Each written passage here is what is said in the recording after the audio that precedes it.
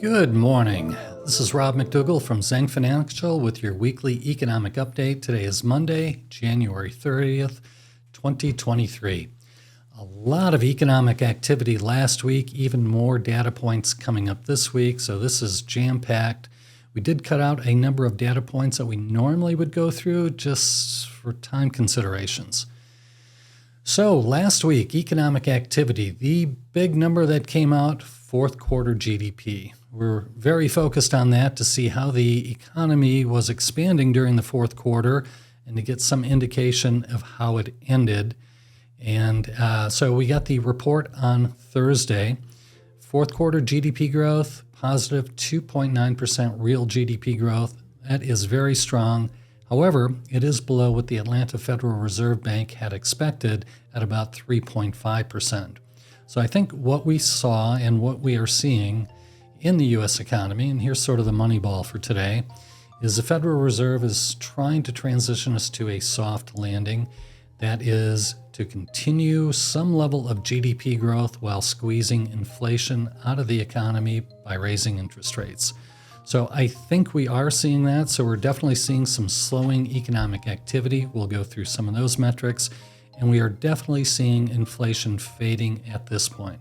So GDP growth, fourth quarter, strong, positive 2.9%.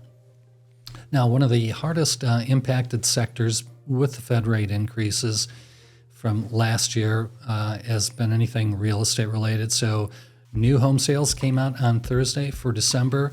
It was roughly in line with consensus, 616,000. The only point here is to point out the year-over-year decrease, down 26% from the prior December. On Friday, we got December personal income. We're focused on that, obviously.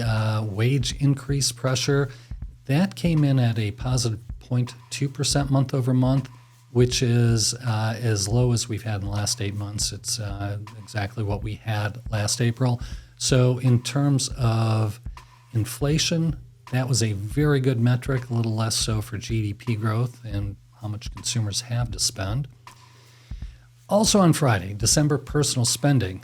This is the chart I think that does illustrate the fact that we are seeing a slowing economy, that the economy was slowing as the fourth quarter progressed. So on Friday, the December personal spending number came in at a negative 0.2%. The expectation was a negative 0.1%, so a little worse than expected. The October number was a positive 0.8%, November negative 0.1%, December negative 0.2%. So definitely negative trend there. I think we are seeing slowing GDP growth as a function of the Federal Reserve raising rates. Also on Friday, we did get some inflation numbers. The Personal Consumption Expenditure Index, that's the one the Federal Reserve uses primarily in terms of their planning purposes. That came in at a positive 0.1. The expectation is actually that it would have been flat, so it's slightly negative, but it was a 0.1. It was also a 0.1 in November, both down from 0.4 in October. When you take a look at the year-over-year number, that was 5.0% at the end of December for PCE. It had peaked in June at almost 7%. So 7% in June down to 5.0 in December. So we also got the core PCE number month over month. That came in exactly as expected, a 0.3 increase, up a little bit from the November 0.2 increase.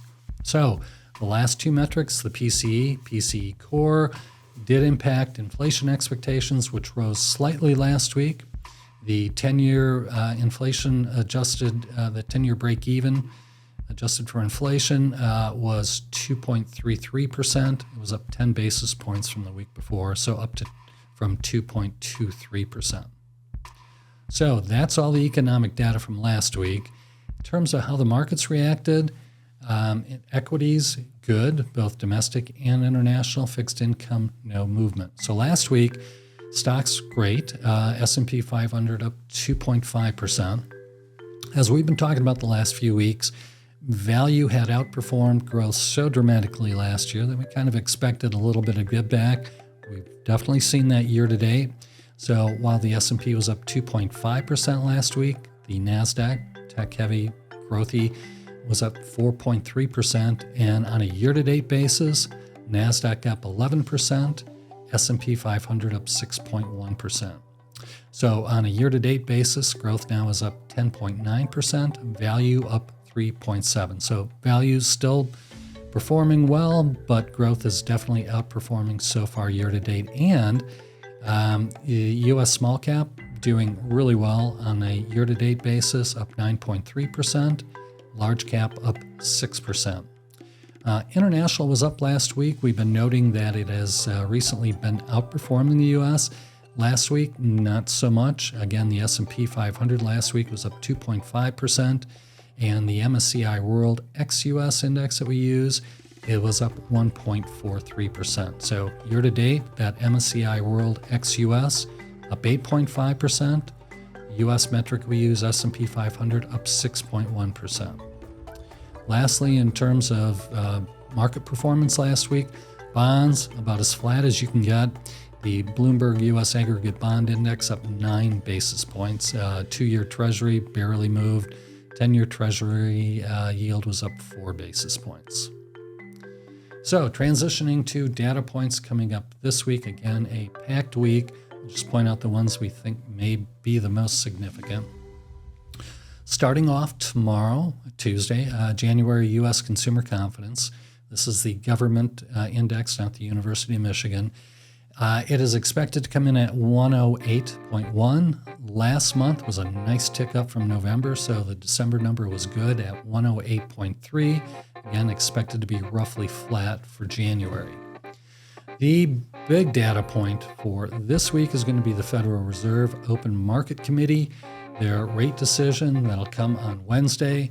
There is a 99.9% probability embedded in the Fed funds future market that we're going to get 25 basis point increase.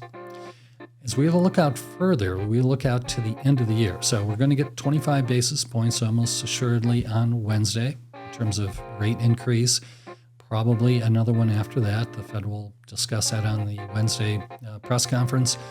The Fed funds future market that I just referenced, in terms of at the end of this year, they have priced in a 78% probability that Fed fund futures are going to be between 4.5% and 4.75%, which is exactly where we expect them to be after the Fed decision on Wednesday. So futures market, almost an 80% probability that whatever the Fed ends up on Wednesday is where we're going to end the year. So expectation is we're near the end of the Fed tightening cycle.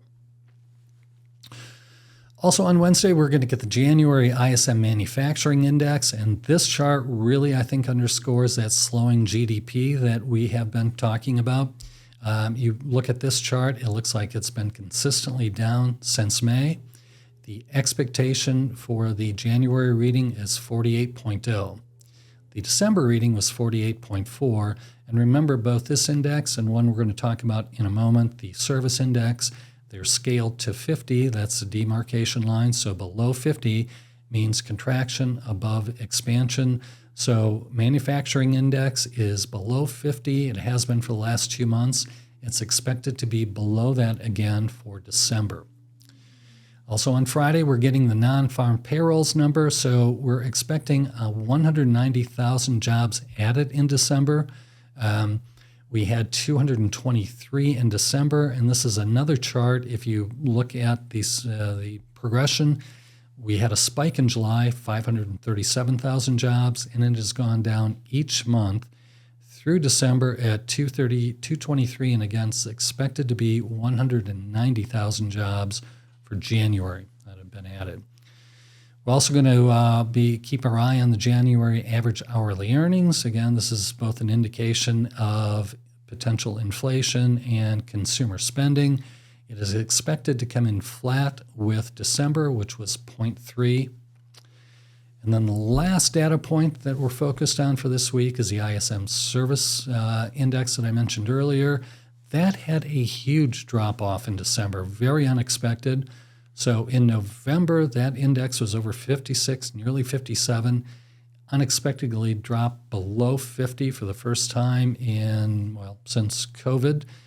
So under 50, it came in at 49.6. The expectation is just a modest increase for the month of January. It's expected to come in at 50.3. That's it for the economic update for this week. I thank you very much for attending. Look forward to seeing you next week. Thank you.